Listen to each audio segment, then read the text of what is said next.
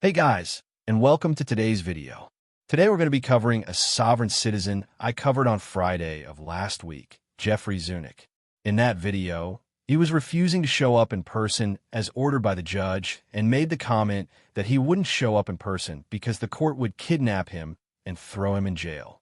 So, I went back through my archives and found out exactly why he said what he said. And it was because he had a probation revocation hearing that didn't go his way. So today we're going to be covering that revocation hearing so that you can get the full story. So let's begin. Is there anybody else that is here on the docket besides Mr. Zunick? Okay, all right. Then the next matter, I think the last matter that we had on the 9:45 docket is the matter of the People versus Jeffrey Zunick. It's a revocation of probation hearing. Mr. Zunick, are you present? Yes. Okay, why don't you come forward and have a seat at the table? I have a notice, Your Honor, that I'd like to file with the court Okay, for the record. okay, Mr. Bama. thank you. I'm going to take just a minute to review that, Mr. Bame, if you would too. All right. Can I have the appearances of the party beginning with the People first? Matthew Bama, 41464. Okay. And Mr. Am I saying it correct? Zunick? Zunich. Zunich. You're Jeffrey Zunich, correct? Yes. Okay. And so we are recording the proceedings. We don't have a court reporter here. So I'm going to ask you some questions, and if you could just make sure you speak into the microphone so that we capture everything that you say. Prior to the start of this matter, Mr. Zunich presented us with a letter, a copy to the People and a copy to myself regarding his grievances about the process which is about to take place. Mr. Zunich, we're here on a hearing on a revocation of your probation. The laws of Colorado set out the procedure that I'm required to follow when that kind of allegation has been made against you. This allegation was first made in an order regarding the complaint of probation was filed on November 25th of 2025. And then there was a summons where you were served with a filing of the complaint of probation. Have you had a chance to review that complaint? Yes. Okay. So what we do when we have an allegation that somebody has violated the terms and conditions of their revocation hearing is that the court has to make sure that you first understand what the allegations are, and then I make sure that you know what your rights are and the potential consequences if I determine that you have violated your probation. And then I'm going to ask you how you want to proceed. And there's basically two options. One, you can plead not guilty and we'll have a full-blown hearing, or you can plead guilty and then we can make a determination of whether or not your probation should be revoked or revoked and reinstated. And that's what we're here to do this morning. So let me first make sure that you understand what your rights are when we are dealing with an alleged probation revocation. In a revocation hearing, this is a little bit different than when it's a criminal matter, because in a revocation hearing, the only thing that you would have is a hearing in front of the court, and the court makes a determination by a preponderance of the evidence whether there's sufficient evidence to establish that a violation has occurred. So you have a hearing, but you don't have a trial. But the other rights that you would have available to you, just like in any criminal matter, still exist. You have the right to remain silent. You don't have to say anything, and anything that you do say could be used against you in the court of law. You have the ability to subpoena witnesses, to confront those witnesses and cross-examine them. You have the ability to call your own witnesses to testify on I was your denied behalf. that in the original case way back. So I can't do anything about what transpired in the original case. I can only And talk the about. judge has since been released for misconduct, and one of the arresting officers is absconded from justice. Yeah, neither of those matter. The only issue we have before us today was whether you violated the terms of your probation that you agreed to or not. And if you did violate them, then we're going to be getting to your punishment. So the only thing that I can do for you here today is address the revocation of probation. That's the only thing that I'm authorized to do at this point in time. And so I'm just going to tell you your rights that are associated with this hearing. So in addition to the cross-examination rights, I've talked about the right to remain silent, the right to a hearing. You have the right to persist, in your not guilty determination. And if I were to make a finding, you would have a right to appeal that particular finding. It's the burden on the prosecution to establish by a preponderance of the evidence that that's been violated. Do you understand your rights in this matter? I comprehend them. Yeah, I'm not asking if you agree with them, but whether or not you understand them. And you indicated that you had reviewed a copy of the complaint. Let me just tell you what you have, what is alleged against you. One of the standard conditions of probation is that you will not use alcohol or possess any controlled substances without a prescription or in a manner that is inconsistent with a prescription. Or use any illegal, dangerous, or abusable drugs or substances. The use or possession of medical marijuana is permissible unless such use or possession is prohibited by a court order or your conviction is for a violation of the Colorado Marijuana Code. The use or possession of natural medicine or natural medicine product is not permissible. And there's been an allegation that you have violated that by testing positive for methamphetamine and for alcohol. Standard condition number And for alcohol. and for alcohol. Standard condition number 7 states that you agree to submit to drug and alcohol testing as directed by the probation officer. That you understand that you are responsible for the cost of testing unless other arrangements have been made through the probation officer. And it's my understanding that you missed a number of UAs and a number of phone calls regarding that. As far as treatment goes, there's a standard condition number 8, which requires you to actively participate in, cooperate with, and successfully complete any referral, evaluation, assessment, or recommended program.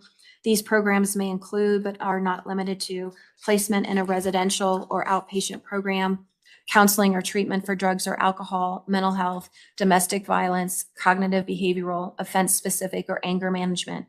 And that you agree to sign any necessary releases of information and that you are responsible for the cost of treatment and services unless other arrangements have been made through the probation officer. And as of the date that this complaint was filed, that you had not signed up for any treatment. And then the last condition, number 12, states that you will comply with any requirements of the probation officer, including answering all reasonable questions asked by the probation officer in order to meet the conditions imposed by the court, and that you agree to sign all releases of information necessary for the probation department to communicate with others regarding supervision. And it's my understanding that standard condition number 12 is alleged to be violated for failing to comply with the terms of the electronic home monitoring. Lastly, I object to that. so I've done 90 days on an ankle bracelet so already. So what I'm doing first of all is just letting you know what the allegations are and not whether you agree with them, but just letting you know what the allegations are. I'm aware of it. And then the next step I'm going to ask you is whether or not how you would like to proceed. Do you want to admit to any of the allegations I or refer you back to the notice. okay. You don't have to say anything, but if you don't say anything further in this proceeding, then I am going to ask the people to proceed with their evidence to determine whether or not you have violated the conditions of your probation. I work every day till late hours in the night. For 90 days, I did not do that, which disappointed many customers. I'm adverse to any of their allegations. I complied under duress without my consent, under threat of 4 years of jail for crossing a yellow line in a rainstorm. And I didn't get due process. I was denied any witnesses on my side. I was slandered in court, in open court. I still done the 90 days. I take a supplement called methylene blue. Whether that tests positive for methamphetamines or not, I don't know, and I really don't care. Well, you should care, because like a professional athlete, you're responsible for what you put in your body when you're required to take a drug test. Also, I want you guys to remember exactly what he just said, which was that even he doesn't know whether or not it would cause a false positive for methamphetamine. And that's going to become relevant before the end of this video. Now, the prosecutor is about to answer his objections to whether the court has jurisdiction over the defendant or not. But and no alcohol have I consumed. That's total out and out bullshit. Okay. So as I said earlier, we're not here to undo what that original sentence is. And I'm sorry that you are frustrated and disgruntled. With all pleas in this jurisdiction, there's always questions about whether or not you felt like you were forced or coerced, or whether or not anybody put any sort of undue pressure on you. There's always a mechanism for challenging that later, but the mechanism is not on a hearing for a probation revocation. You were initially charged with 11 counts. You pled guilty to one of those counts, and your time was originally suspended, and the condition of 60 days of probation was also suspended, with the condition that you comply with the 90 days of electronic home monitoring. There's been these allegations that you violated. It sounds like you have disagreement about whether or not you violated. And that's really what the purpose of today's hearing is for the people to present whatever evidence they have about whether or not you violated. For me, and you're entitled to cross-examine them on that particular evidence. You will also be entitled to give your own statement as to anything that you want me to know about whether or not that you have violated. And after that, I will make a determination. When I make that determination, if you have violated, if the people have met their burden of proof, I will also have to make a determination about what the consequence should be. And we're not at that stage because I don't even know if they have enough evidence to meet that burden. So why don't we go forward now? We'll have Mr. Bema will present whatever evidence he has, and you'll have an opportunity to rebut that. Mr. Bema? Thank you, Your Honor. If I can quickly just address the motion that I just received prior to the hearing. I mean, essentially, the gist of it, as I can understand on a quick read, is that jurisdiction isn't appropriate because the parties aren't proper. Specifically, the objection was to the people of the state of Colorado presenting this case and prosecuting this case, but the Article 6, Section 22 of the Colorado Constitution requires actually that the prosecutions be carried out in the name of the people of the state of Colorado, and that the constitutional provision requires that in all prosecutions for violations of Colorado law, the process shall run in the name of the people of the state of Colorado, and all prosecutions shall be brought in the people's name. And that's People v. Hunter, 666 P2D 570, 1983. Also People v. Sommers, SOMMERS, 200 P3rd 1089, 2008. And so with that, that's just for the court's consideration. In the bigger, ruling on the case as a whole, I'm now prepared to move forward with evidence we call Probation Officer Wanda Pierce. All right. So now that jurisdiction has been proven by statute and case law, It's time for the prosecution to call its first and only witness. Now, I'm going to skip through most of the testimony, only stopping when the court jester decides to chime in. What you need to know is that he has had multiple violations for failing UA test, multiple violations for failing to even take a test, and multiple tether violations of his home confinement requirements. What is that? That is the standard conditions of probation. Okay.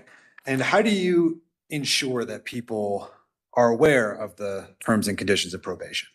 I review each one with them and then they initial as I go through them.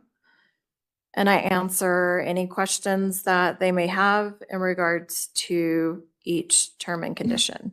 Okay. And did you do that in this case? Yes, Did you meet with Mr. Zunich in this case and go through that process that you just described? yes, And is Mr. Zunich here in the courtroom? yes. Can you identify him? He's in the blue shirt sitting directly in front of Objection. me. Have I ever caused you harm or injury or loss? Mr. Zunick, that is not the objection. She's just asking to identify It's got to you. be a victim, Marbury versus Madison. So the prosecution has the ability to ask questions right now. If there is an objection to the particular question that is based on rules of evidence, then you are entitled to make that. But he was simply asking whether or not she could identify you. So the objection is overruled. And if I could let the record reflect that Ms. Pierce has identified Mr. Zunich. So noted. Yes. Condition 1, what condition is that? Are you referring to the first condition, number 6? Correct. Sorry, that's a fair correction. So Okay. yes. Yes, I am familiar with it. Okay, what is that condition? No use of drugs or alcohol How, and unless prescribed. was that condition complied with? No. And In What- your opinion, You'll have a chance, Mr. Zunich, to question her. So just make note of the questions that you want to ask her afterwards. But we're going to let Mr. Bama go ahead and ask his questions. Your Honor, the people would move to admit People's Exhibit 3. Any objection? no objection. I've got questions. You'll have a chance to ask her questions about that. It's admitted.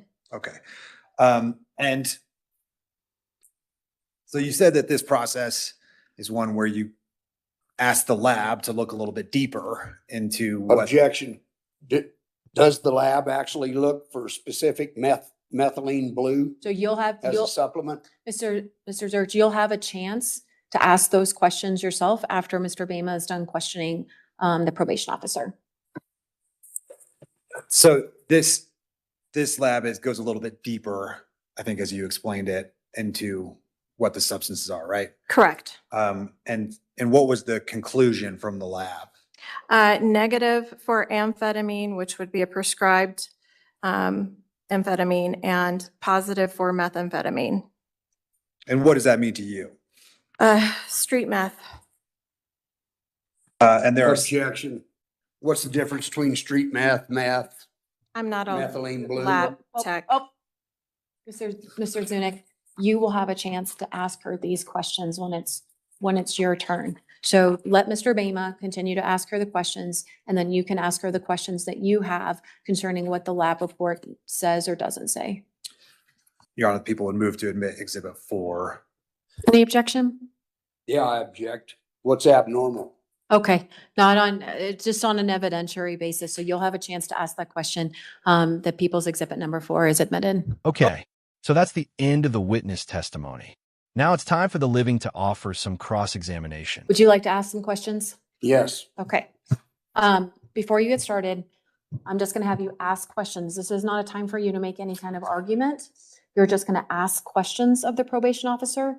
After you're done asking questions, Mr. Bama, because the burden of proof is on him, will be entitled to ask any kind of follow-up questions. After that's done, if the people do not have any other evidence, I'll give you a chance to put on whatever evidence that you want. If it's your own statement, you're welcome to do that, but you're not required to do that. And then we'll go from there. But I just want to caution you that you can only ask questions now. You can't make argument. Argument will come later. Okay? All right, proceed. To your knowledge, is there any tests that test specifically for methylene blue? I don't know. And do you know if methylene blue would test hot for street meth or amphetamines or Ritalin or any others? Do you know that? What I do know is anything that tests positive for methamphetamine, we are asked to have you stop unless you provide a prescription. It's sold over the counter Okay. and you're not familiar with it. Have you ever tested for methylene blue? Have you ever even heard of it? Yes. Oh, you have? Was you aware that it possibly could cause a I positive? do not know that. So not knowing that, you admit that you don't know whether these reports are 100% correct or not for a positive test. It is positive for methamphetamine. And you know that how? I thought Because you of the haven't test. dealt with methylene blue. You No, don't know whether. The these question tests are is do you know positive. whether or not methylene blue can test positive for meth? I do not know. Okay. Then do you know the range of distance that a person can be away from the electric home monitor before it says that he's gone or something? Do you know how close I have to be to it? No. Is it possible that when I get up in the middle of the night to urinate, that I got out of range of that? And you can see on the reports that it was like a 3 or 4 minute vacancy away from it and then back into contact with it. Is that possible? I don't know.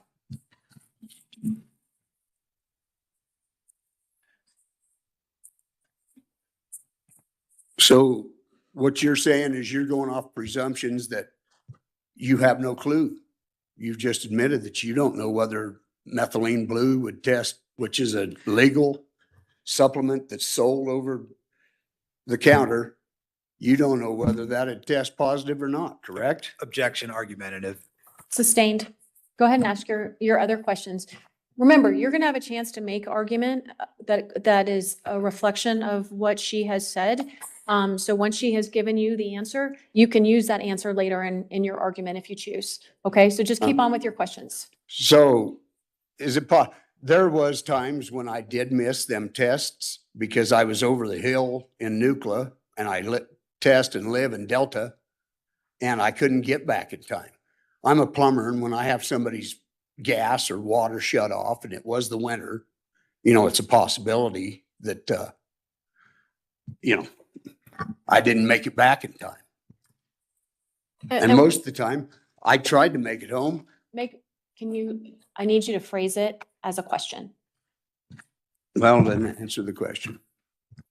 I'm sorry, I don't know what the question was. It was, I think the question was, is it possible that the reason that he missed was because he was at work, and given the location of his work and his residence, that he was not able to make it back in time? I was very clear when we discussed those misses that that you were on an electronic home monitoring, that you must leave earlier to how make many sure that times you make exactly, it back. how many times exactly was I Because- more than Can 45 can I minutes finish, late? please? Yes. Okay. Let her answer the To question. make it back in time for that UA, that you find out about the UA you can find out about the UA at 6 a.m. and therefore have to do it before the time that you're supposed to arrive back home. And we did mention this. I talked to you about this about 3 or 4 times. So yes, it is possible. Do you agree that I had told that I am a plumber, and in my line of work, if I happen to have a water break or somebody's gas is shut off at the winter and it's beyond my control, I cannot leave them? And how many times exactly was I more than 30 or 45 minutes late getting home? Do you have that information? I do recall talking to you about this, and that the electronic home monitoring system was probably not fit for your situation. Regardless of that, is that a possibility? Yes, you we did have understand? conversations Yeah. about that.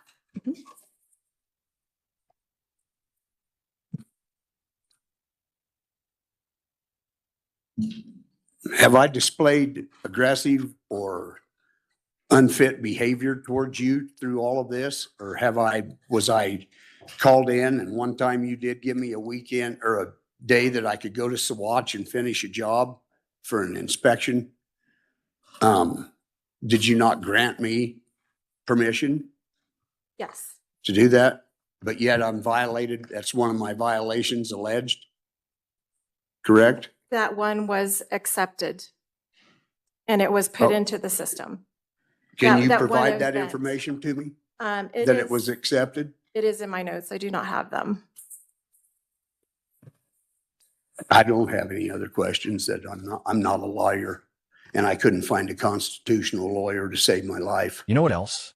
You can't find a unicorn in the wild because they don't exist, and neither do actual lawyers who think sovereign citizens have a legally valid argument. This is your chance. Do you want to say anything? Do you want to testify on your behalf? Do you want to offer any kind of evidence? You don't have to, you are not required to, but you are certainly welcome to. I understand. I get that. I just would like to say that, I've done the 90 days. I disappointed several customers. It put a kink in me. And, the reason I haven't complied is because of the file for revocation since then.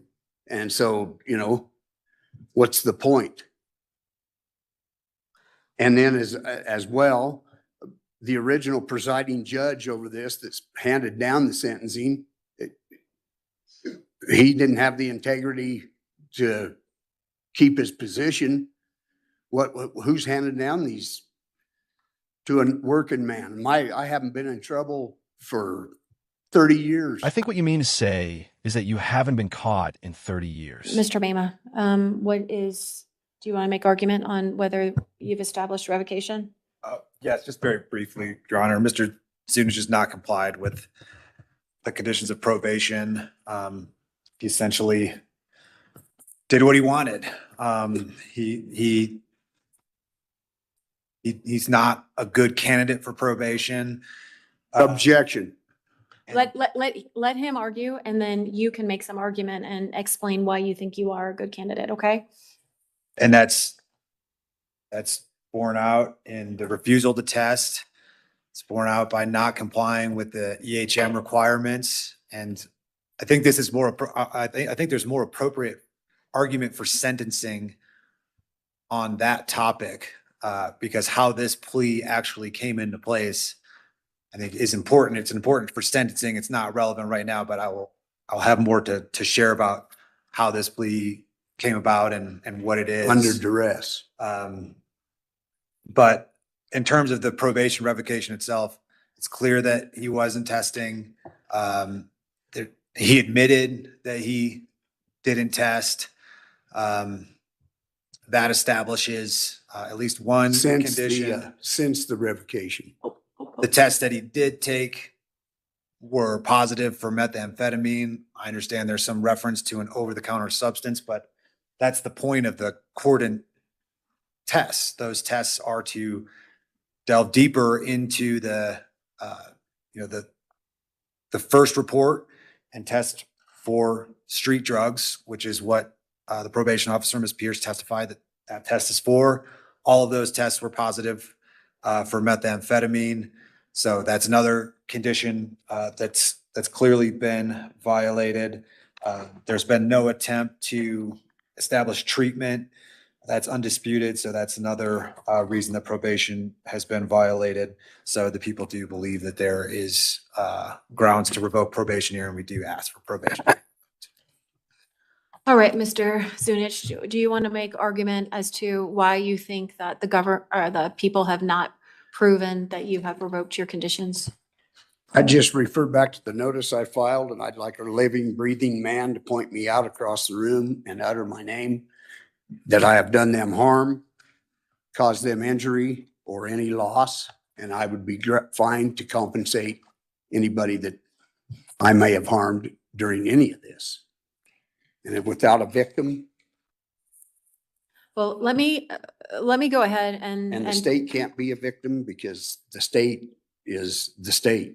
You cannot be party to prosecuting, charging, and trying for monetary gain the same case. I refer you to Marbury versus Madison. And I refer you to the nearest superglue buffet. While you're there enjoying lunch and dinner, why don't you take the time to actually read Marbury versus Madison? Because if you did so, you'd know that it doesn't say what you think it says.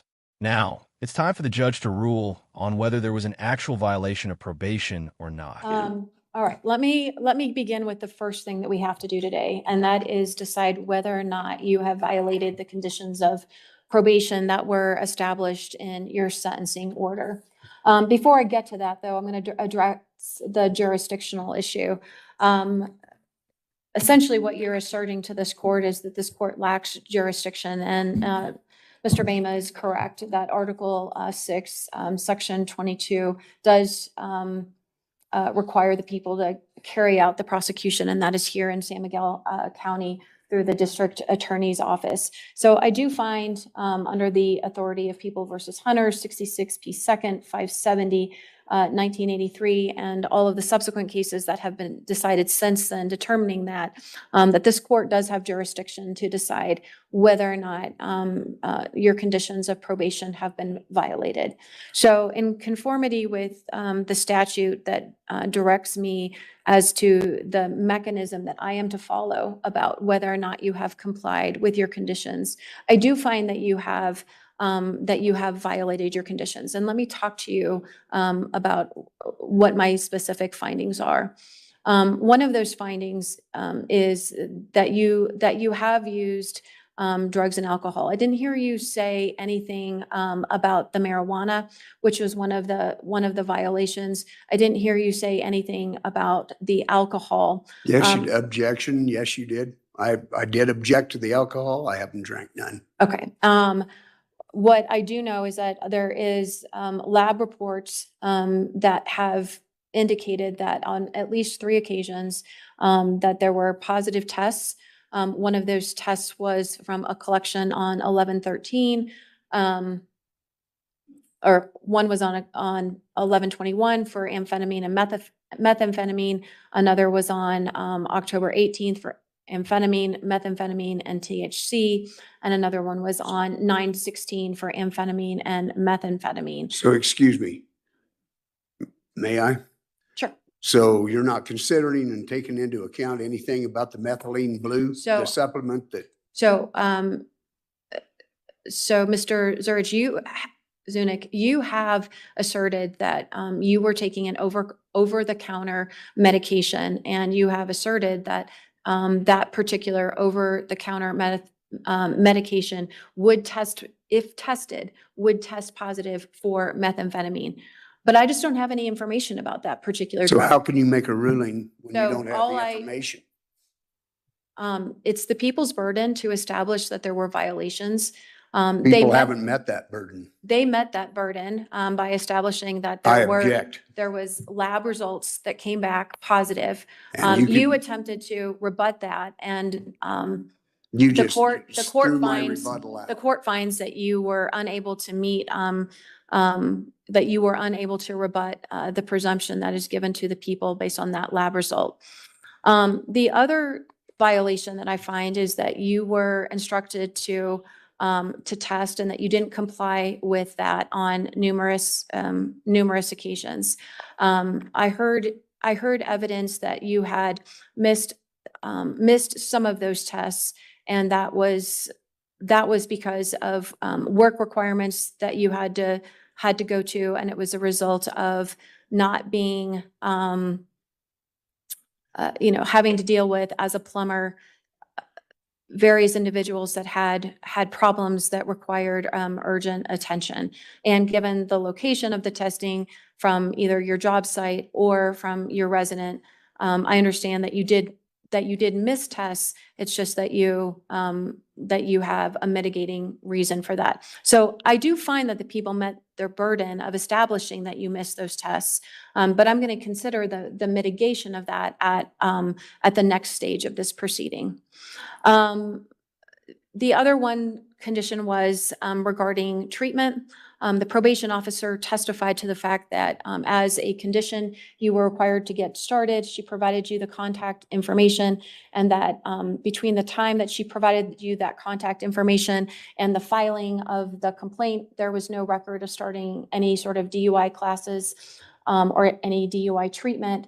And subsequent to the complaint, I think you have admitted that you didn't seek out any treatment because, as you said, what's the point?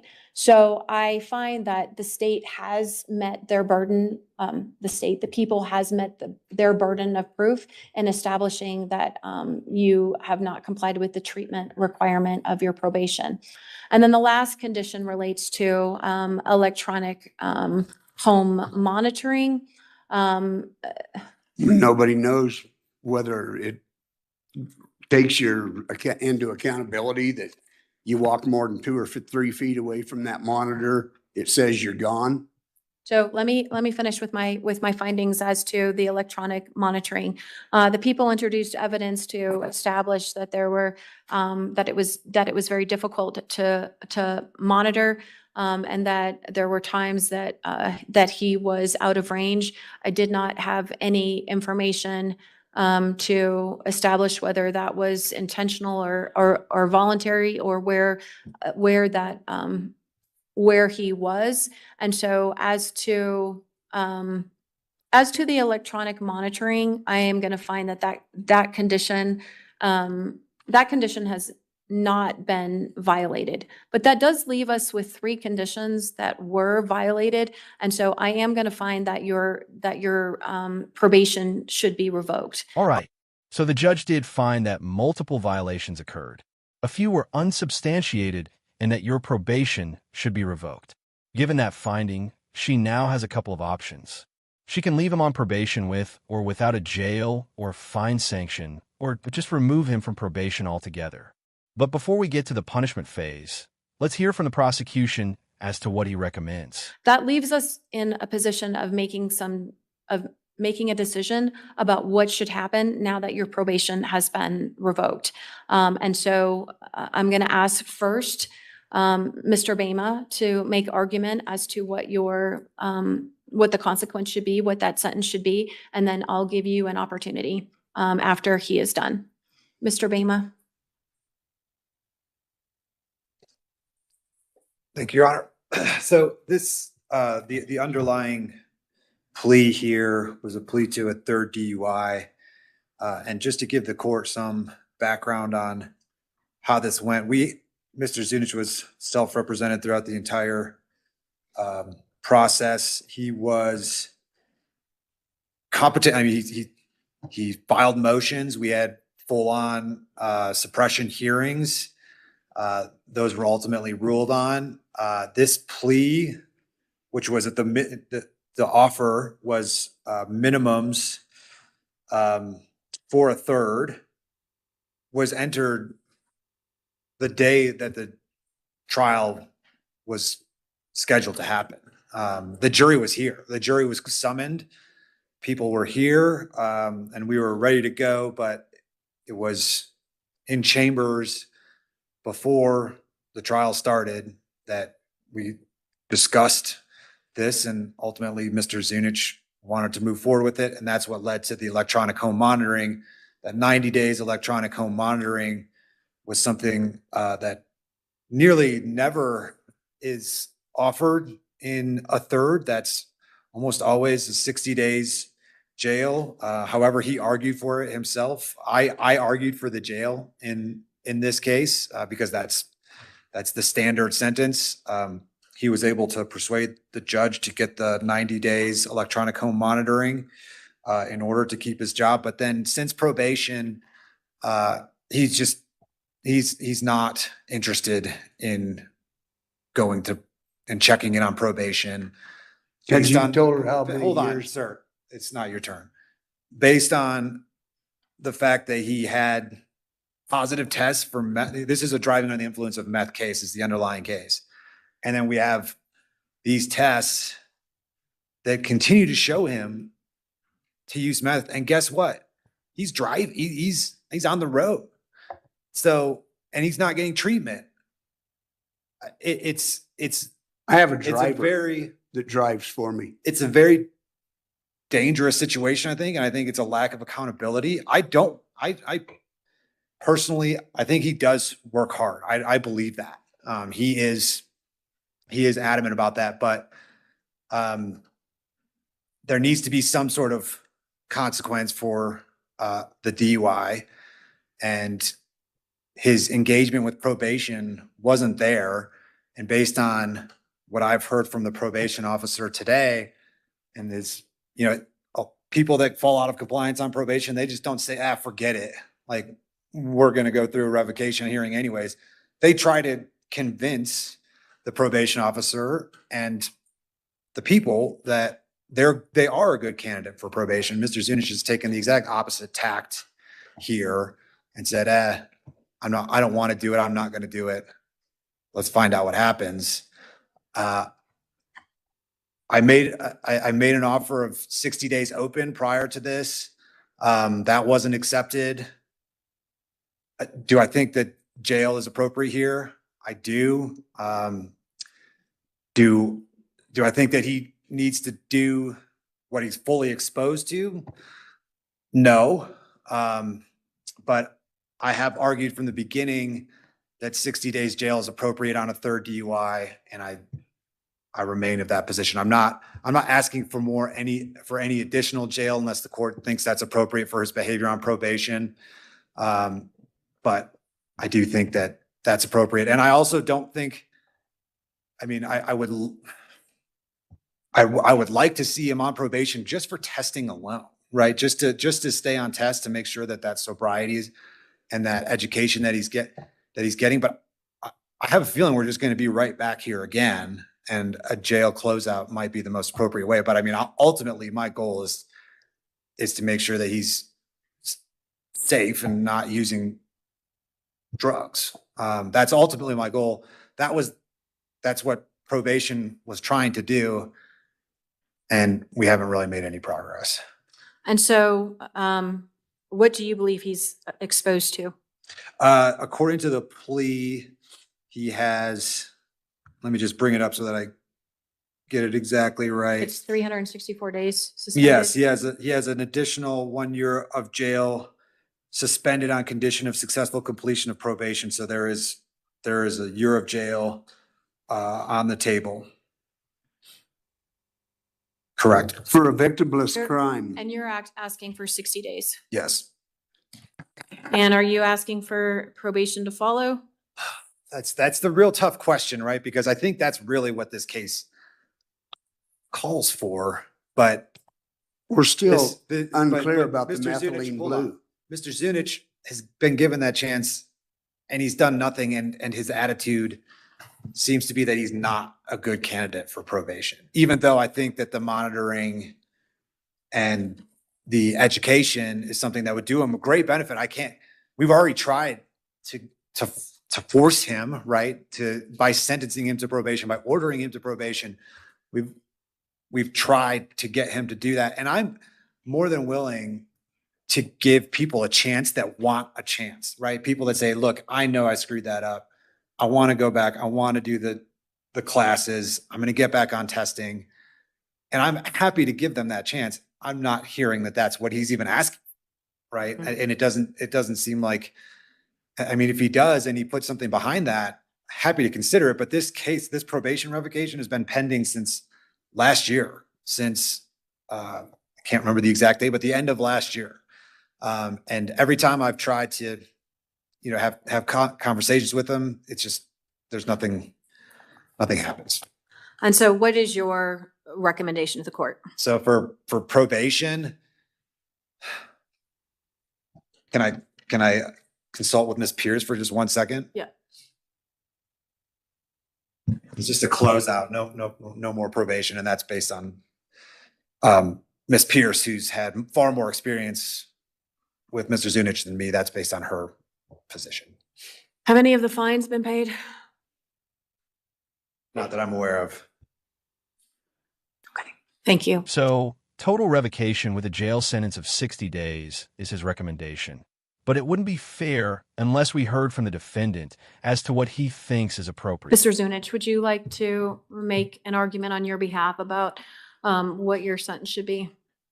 Yeah, I mean, you found me not to be in, you found me to have complied by your own words. You didn't find me with the electric home monitoring. Does the 90 days on an ankle bracelet mean nothing that I've already went through? So do you have anything else you want to add? Well, after my court was done, then the judge, within 2 weeks after that sentencing, he was disbarred or whatever it is. He's not on the court no more because of misconduct. And that's made me rethink the whole thing.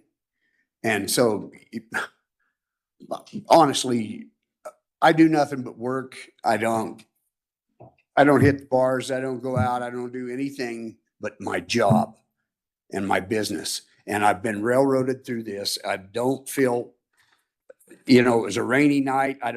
There was no, as I said, there's no victim. I have no victims. And there's no, I just feel completely railroaded by all of it. When I've been exemplar how many years was it for the first 2 DUIs? Do you remember that, Mr. Bayman? 26 years and 27 years,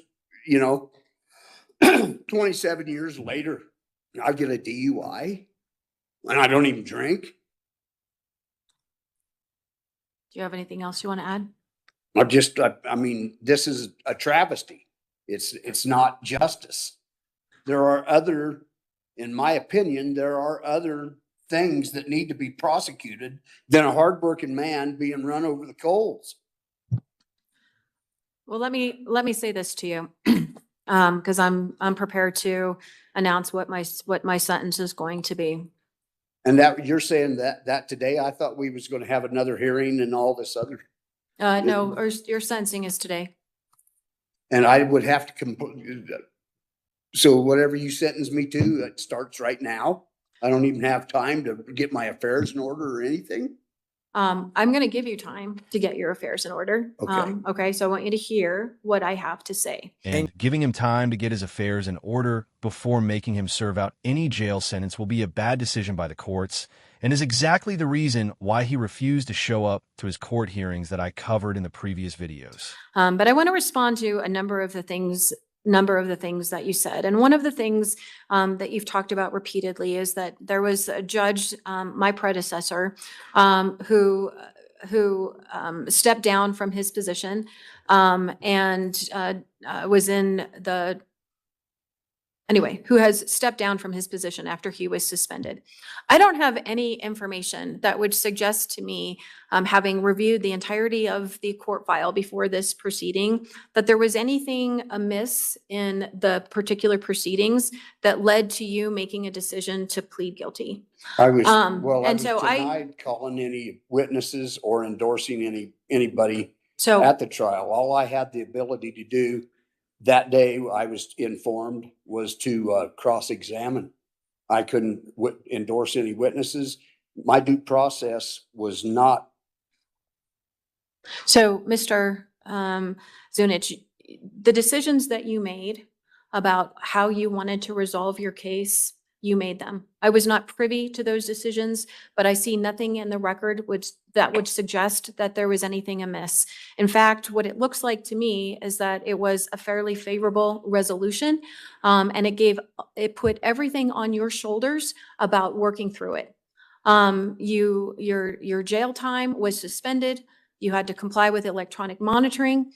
But most importantly, what the probation office wanted to see you do, what the people wanted to see you do, and what the court wanted to see you do was be successful and get the help that you needed. Because when you get to a point where you have a third DUI, that tells us that there is a problem.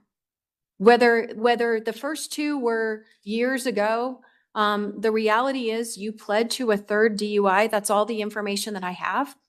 You were required to sit down and go through an evaluation process and go through the treatment process.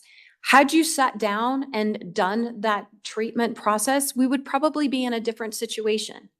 But you didn't sit down and do any treatment. You missed several of your DUIs and you tested positive. Had you come to the probation office and said, hey, here is the drug that I have been taking over the counter, would you I please did that. ask your lab to go ahead and test this medication and see if it tests positive for methamphetamine? I had brought it up. I'm not talking about bring it up. I'm talking about bringing her what it is that you were taking so that it could have been tested. But the fact of the matter remains, and I think Mr. Bama's point is spot on this, is that probation attempted to work with you. You didn't work with probation.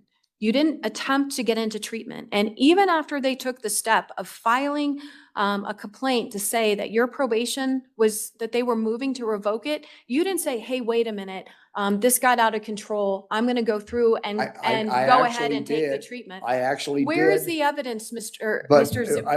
it fell on deaf ears. I don't see that you have signed up for any sort of treatment. I don't see that for the $3,213.50 that you owe, that you have made a single payment on that. And yet you're telling us that you're a hard worker, that you are, all that you do is work. Mr. Bamey even says that you are, and you've taken no steps to make a single payment, not even $50. To be fair, it's kind of hard to make any payment of any amount when you're buying a quarter kilo of methylene blue a month. So you put me in a difficult position because you were exposed to a sentence of a year. You were then in a position where they agreed that if you did the electronic home monitoring, that you would be that you could avoid the 60 days of jail, and that was granted to you, and that was very favorable. And I found that here in this case, that the electronic monitoring, I just wasn't sure that they had proven up that particular condition. But I did find that all of the other conditions that they alleged were violated have been violated. So now I have to decide what is the appropriate consequence? Because when I hear you speak and you talk about the jurisdiction of this court and you talk about what Judge Murphy did and you talk about all of these other things, what it tells me is that you do not have a respect for the process that this court is obligated to impose. It is the laws of the state of Colorado that we have to enforce. So I'm left in a difficult decision because I like when a person is working hard. That's important to me. I heard what you said, that you have somebody else who drives you, and so that you're not actually driving. I do not think that you are a candidate for probation. So I am going to impose a term of custody, but it is not going to be the 60 days. It is going to be 45. And I will give you a chance to tell me when you would like to surrender to serve that time in custody. And then you can serve that time in custody. So that will give you a chance, give you 45 days, or it will give you a chance to get your affairs in order. You will be placed in custody. And then when you're done with this case. You don't have to get any treatment. You don't have to report to the probation office, and this will be done, and we won't see you again. But there does have to be a consequence for your actions, and that's what my sentence is going to be. When would you like to surrender? Can you give me a couple of days to figure that out? I need to have a date today of when you would like to surrender, but I'm willing to be flexible and give you I've got period a of time. project under bid right now, and I need to consult on that to find out if I have time to get my obligation on the bid. Tell me, I don't know much about what that looks like, so tell me what's involved with this, because I do want to be flexible. I don't want you to miss out on work, but I am. It's a new shop that's being built in Norwood, and it's the bids have already been granted, the contracts, and I'm not real positive when they're going to break ground. They were supposed to break ground last week, and it still hasn't. So I would like to talk to them, the general contractor, and find out exactly if it breaks ground. if we break ground in the next week or so, I can have my rough in and my underground done and then do my time and hopefully be out in time to And how long would your rough-in take? 10 days, week and a half for to run the pipes in the underground that get poured underneath the slab.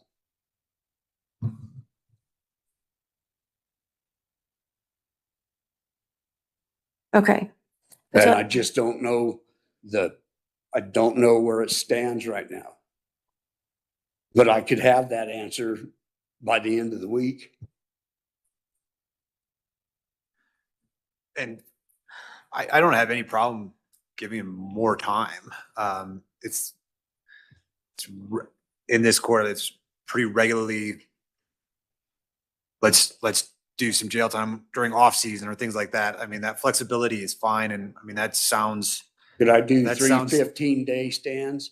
that we can't do. But yeah, we have to do it continuously. And so we're going to do the 45 days continuously. I think it's a matter of when we're going to actually impose a start date. So I am, Mr. Bama, do you have a recommendation on whether we just continue this hearing to give him the opportunity to decide, or whether we set it for 30 days out for a surrender date? Yeah, just like issue a minimus for 30 days from now. I'm totally fine with that. I don't have no objection to that. I think that's because I know Mr. Zunich, I think, comes from Delta, so it's not an insignificant drive. So the less appearances happen, we can just set the date, and if 30 days is going to be enough for the process that he needs to play out, no problem. Okay, I'm not sure I understand what you're saying. So set it for surrender in 30 days. And then if that is not enough time, do you have a position? Oh, I thought, I mean, my position is I think 30 days is enough time based on what you're describing. If they start this project in the next week or so, the 10 days. So my inclination is today is, why don't we say a surrender date of May 1st? Is that a weekend? It is, it's a Friday. Okay, why don't we say Friday, May 1st will be your surrender date. That gives you a little bit over 30 days to get whatever you need done, get not only your affairs in order, but if you have this job, to get this job done. Your sentence is for 45 days. And you do still have a fine in place that needs to be paid.